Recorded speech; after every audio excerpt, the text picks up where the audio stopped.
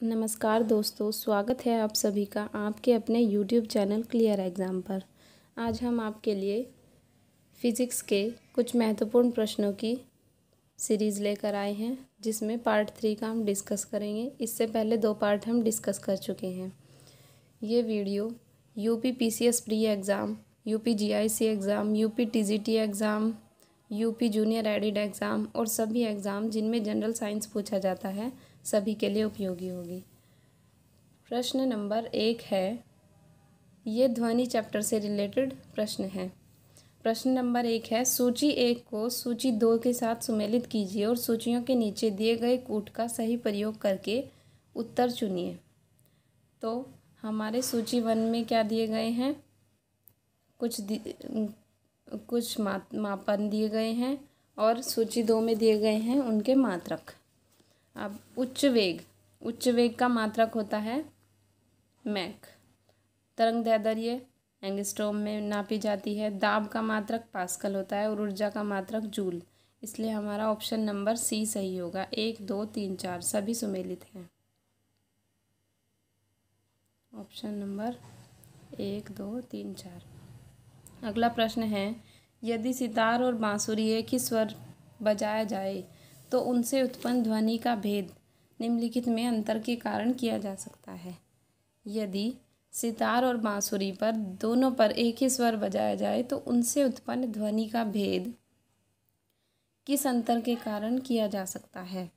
तो उनकी क्वालिटी के कारण, गुणता के कारण भिन्न यंत्रों की ध्वनि में भिन्नता आती है।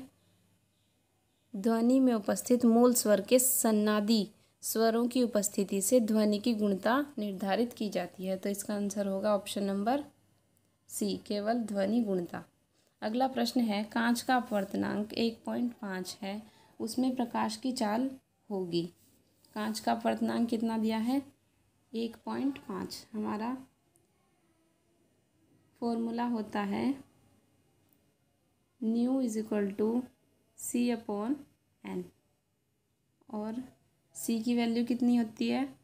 3 × 10⁸ अपॉन n की वैल्यू कितनी दी गई है? अपवर्तनांक 1.5। यदि हम इसे सॉल्व करें तो आंसर होगा 2 × 10⁸। तो हमारा ऑप्शन नंबर ए बिल्कुल सही है। फॉर्मूला होता है new is equal to C/n, जिसमें C प्रकाश की निर्वात में चाल है और न्यू प्रकाश की कांच में चाल। तो प्रकाश की चाल होती है 3 × 10⁸ और अपवर्तनांक 1.5 दिया गया है। तो हमारा आंसर होगा 2 × 10⁸। चलिए बढ़ते हैं अपने अगले प्रश्न की ओर। अगला प्रश्न है, डेसिबल क्या है? डेसिबल क्या है? ये तो सभी को पता होगा। डेसिबल ध्वनि स्तर के मापन की एक इकाई है। अगला प्रश्न है, हम प्रतिध्वनि कैसे सुनते हैं? हम प्रतिध्वनि कैसे सुनते हैं, मतलब किस कारण से हम प्रतिध्वनि सुनते हैं? हमारे कान पर सुनी गई ध्वनि का प्रभाव 0.1 सेकंड तक रहता है।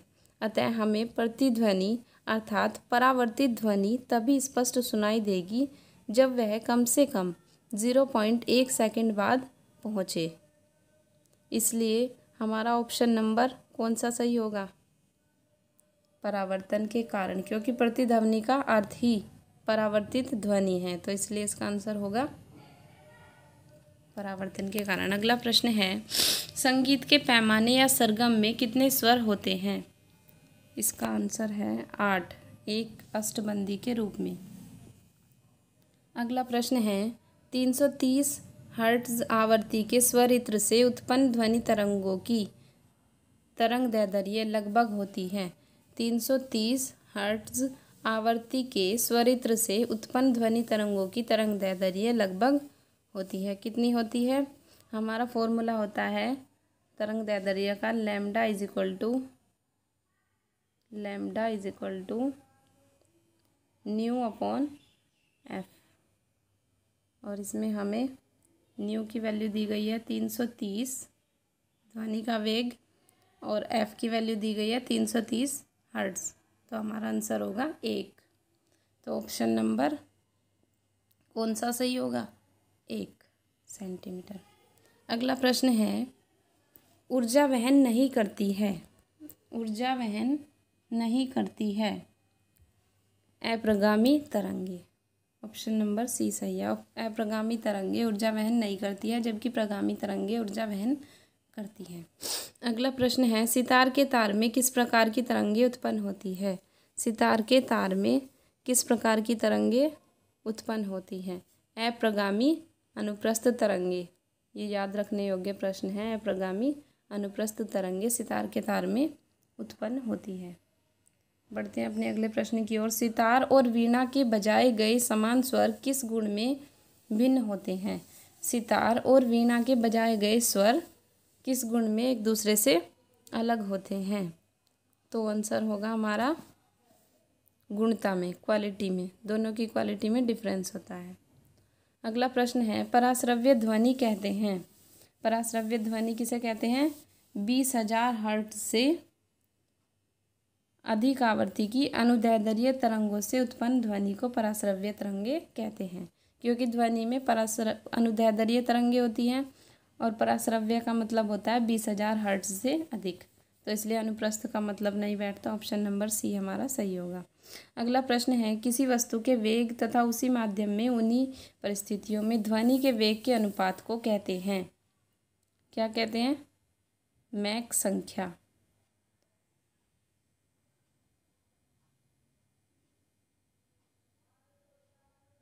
क्या कहते हैं? मैक संख्या। किसी वस्तु के वेग तथा उसी माध्यम में व उन्हीं परिस्थितियों में ध्वनि के वेग के अनुपात को मैक संख्या कहते हैं। अगला प्रश्न है, अप्रगामी तरंगों के लिए क्या सत्य है? अप्रगामी तरंगों के लिए क्या सत्य है? अप्रगामी तरंगों के लिए ऊर्जा का प्रवाह किसी भी दिशा में नहीं होता है। इनका अप्रगामी का अर्थ होता है ऊर्जा का प्रवाह किसी भी दिशा में नहीं होता। ऑप्शन नंबर सी सही है। अगला प्रश्न है, ध्वनि का वेग अधिकतम होता है। यह प्रश्न कई बार एग्जाम में पूछा गया है। ध्वनि का वेग अधिकतम होता है किसमें? लोहे में। अगला प्रश्न है, जब हम कमरे के अंदर बैठे होते हैं तो यद्यपि हमारे बराबर के कमरों में बातचीत करने वाले व्यक्तियों को देखते तो नहीं हैं, परंतु उनकी आवाज़ को सुन लेते हैं।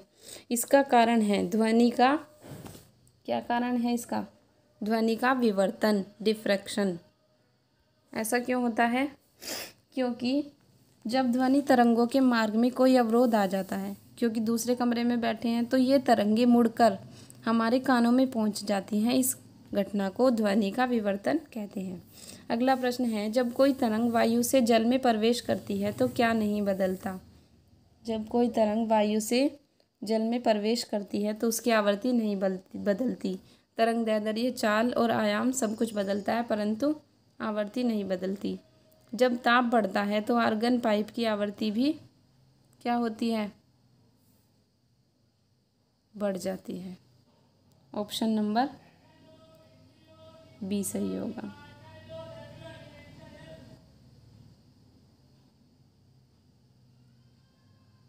ऑप्शन नंबर बी हमारा सही होगा। जब ताप बढ़ता है तो आर्गन पाइप की आवृत्ति भी बढ़ जाती है।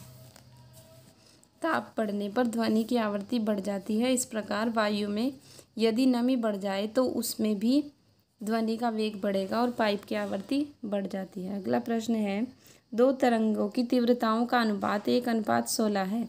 उनके आयामों का अनुपात कितना होगा?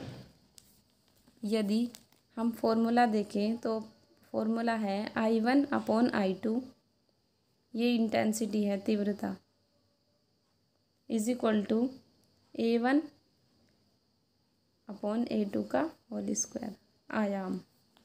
और हमें क्या निकालना है? A1/A2 निकालना है, आयाम का अनुपात। तो ये इसका अंडर रूट होगा।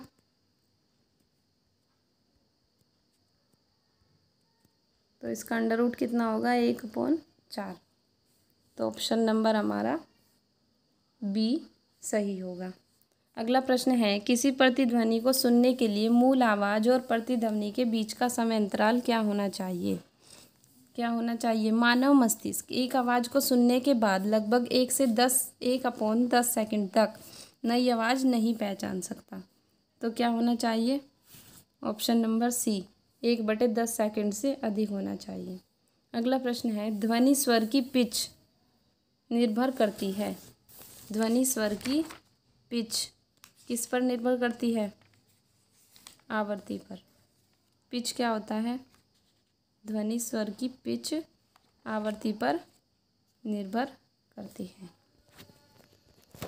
ऑप्शन नंबर हमारा बी सही होगा। अगला प्रश्न है, 0 डिग्री सेल्सियस पर वायु में ध्वनि की चाल लगभग होती है। 0 डिग्री सेल्सियस पर वायु में ध्वनि की चाल कितनी होती है?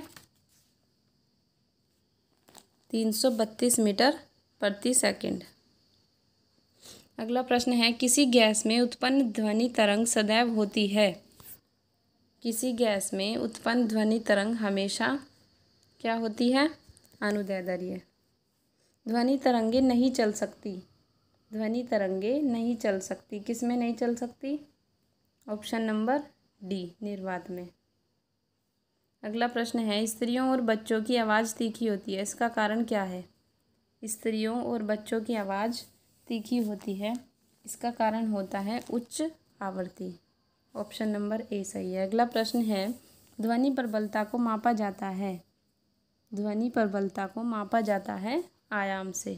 कितनी ज़्यादा प्रबल होगी ध्वनि, उसका आयाम बताता है। अगला प्रश्न है, ध्वनि का वेग अधिकतम होता है। ध्वनि का वेग अधिकतम कब होता है?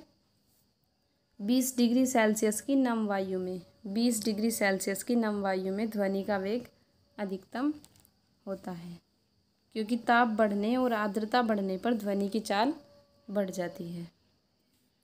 अगला प्रश्न है, बादलों की बिजली की चमक के कुछ समय बाद बादलों की गर्जन सुनाई देती है, इसका क्या कारण है? तो बादलों की बिजली की चमक के कुछ समय बाद हमें गर्जन क्यों सुनाई देती है? इसका कारण है ऑप्शन नंबर डी, प्रकाश की चाल ध्वनि की चाल से बहुत अधिक है, इसलिए प्रकाश पहले दिखाई देता है और ध्वनि बाद में। अगला प्रश्न है, स्पष्ट ध्वनि प्रतिध्वनि तभी सुनी जा सकती है जब परावर्तक सतह की ध्वनि स्रोत से न्यूनतम 17 मीटर की दूरी पर हो। यह बहुत इंपॉर्टेंट प्रश्न है। अगला प्रश्न है, अच्छे ऑडिटोरियम की दीवारें, छत व फर्श किसी रेशेदार पदार्थ, कालीन, ग्लास फाइबर आदि से ढके रहते हैं। इसका उद्देश्य है ध्वनि का अवशोषण करके प्रतिध्वनि को रोकना। अगला प्रश्न है, चमगादड़ अंधेरी रात में उड़ती है और अपना शिकार भी करती है, क्यों? क्योंकि उनके पास पराश्रव्य तरंगे होती हैं। वे पराश्रव्य ध्वनि तरंगे निकालती है और उन्हीं के द्वारा निर्देशित होती हैं। धन्यवाद दोस्तों, आज की ये प्रश्न यहीं समाप्त होते हैं। हमारी आगे के प्रश्नों को जानने के लिए चैनल को लाइक, शेयर और सब्सक्राइब ज़रूर करें। धन्यवाद।